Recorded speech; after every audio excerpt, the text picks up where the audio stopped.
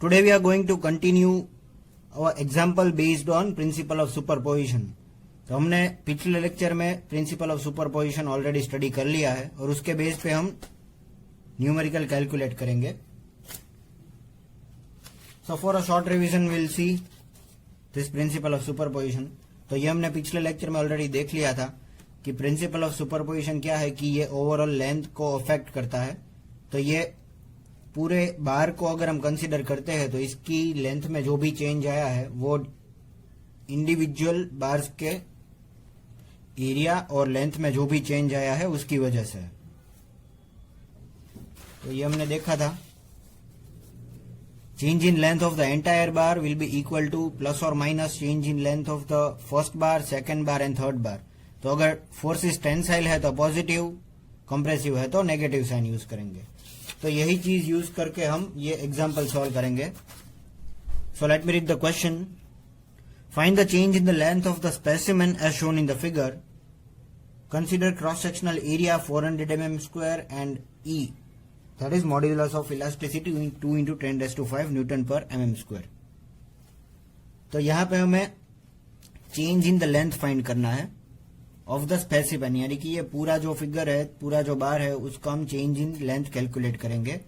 पर चीजें जो हमें ऑलरेडी डेटा में दी गई है वो है 400 mm square cross sectional area. मतलब इसका एरिया जो है वो 400 mm स्क्वायर कॉमन है, यानी कि ये तीनों बार्स जो अलग अलग कनेक्ट किए हैं उसका सेम क्रॉस सेक्शनल एरिया है. और क्योंकि ये एक ही मटेरियल है इसका मॉड्यूलस ऑफ इलास्टिसिटी तीनों का सेम है. तो E is equal to 2 into 10 raise to 5 newton पर mm स्क्वायर. तो ये हो गई बात डेटा की. फिर यहां पे कुछ फोर्सेस दिखाए हैं जो हमें बैलेंस करने हैं. तो यहां से हमारा आंसर शुरू होता है. तो सबसे पहले हम ये फिगर की कुछ ज्योमेट्री डिफरेंशिएट करेंगे, इसको कुछ अलग करेंगे और फोर्सेस भी बैलेंस करेंगे. तो ये फर्स्ट पार्ट मैंने रख दिया उठा करके यहाँ पे, सेकंड पार्ट यहाँ पे और थर्ड पार्ट यहाँ पे. तो अभी ये ग्रीन वाले जो पोर्शन है वो सिर्फ बार के पार्ट्स है, part 1, part 2 and part 3. Now the balancing starts from here. ये 240 किलो न्यूटन क्वेश्चन में यहाँ पे दिया गया है. तो हम ये बार को यहाँ से लेफ्ट हैंड साइड से राइट हैंड साइड एनालाइज करेंगे. तो स्टार्ट करते हुए लेफ्ट हैंड साइड से यहाँ पे 240 किलो न्यूटन में यहाँ पे देता हूँ. तो सबसे पहले हमें मालूम है जितना एक्शन है उतना रिएक्शन हमें मिलेगा. 240 किलो न्यूटन यहाँ पे कंप्रेसिव है तो कंप्रेसिव में 240 किलो न्यूटन हमें मिलेगा. तो यहाँ पे मैंने कंप्रेसिव की वजह से C लिख दिया. फिर ये हो गया हमारा एक्शन, तो ये इसका रिएक्शन यहाँ पे मिलेगा 240 किलो न्यूटन रिएक्शन यहाँ पे मैं दे रहा हूं. पर इसके साथ ही यहाँ पे कुछ और एक फोर्स दिया गया है 160 किलो न्यूटन.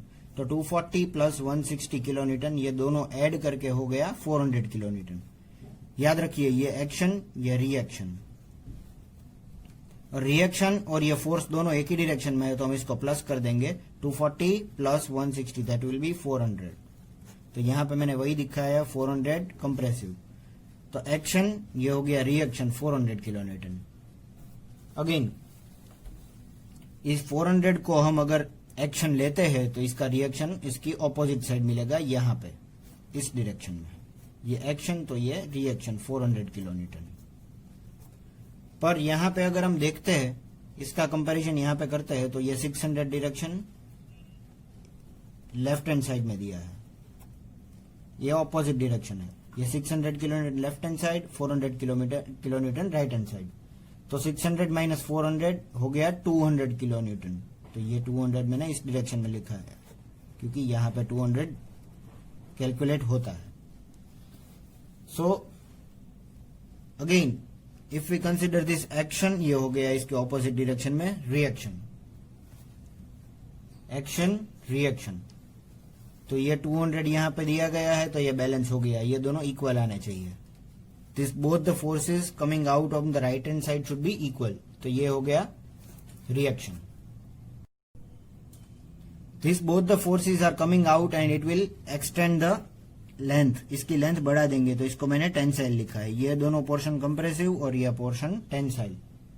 यहाँ पे सभी फोर्सेस बैलेंस करके हमने कुछ वैल्यू डिफाइन की है. ए मिल गया, ई मिल गया, सभी पोर्शन में फोर्सेस मिल गए। Then will continue with the calculations, यानी कि इसका कैलकुलेशन पार्ट हम आगे देखेंगे।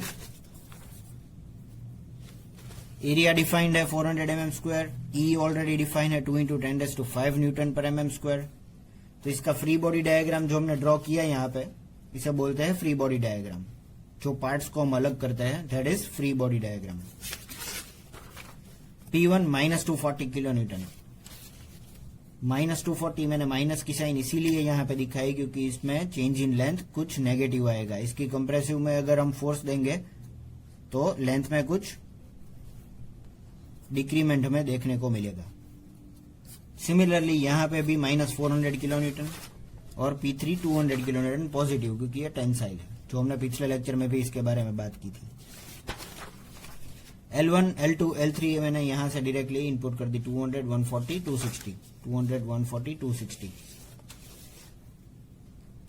अब हम डायरेक्टली प्रिंसिपल ऑफ सुपरपोजिशन का ये फॉर्मूला इनपुट करके सभी वैल्यूज इसमें इनपुट करेंगे तो हमें कुछ आंसर मिलेगा।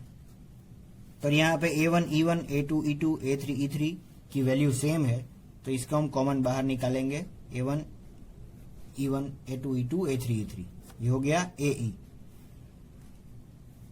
तो only change are observed in P1 and L1, so P1 L1 plus P2 L2 plus P3 E3।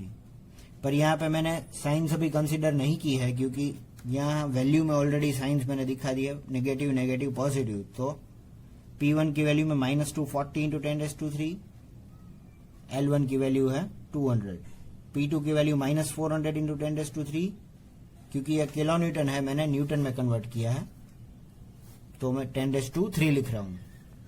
And L3 will be equal to 260, L2 140 और ये P3 200 × 10⁻³, ये पॉजिटिव है। तो ये कैलकुलेट करके हमें आंसर मिलेगा माइनस में, नेगेटिव में -0.65 mm डिक्रीज इन लेंथ। मतलब ये अगर सभी फोर्सेस इस बार में एक्ट करते हैं तो अल्टीमेटली हमें इस बार में कुछ नेगेटिव चेंज इन लेंथ मिलेगी, इसकी लेंथ कुछ डिक्रीज होगी। सो फ्रेंड्स, ये हो गया हमारा example number 1 based on the principle of superposition. Thank you for watching.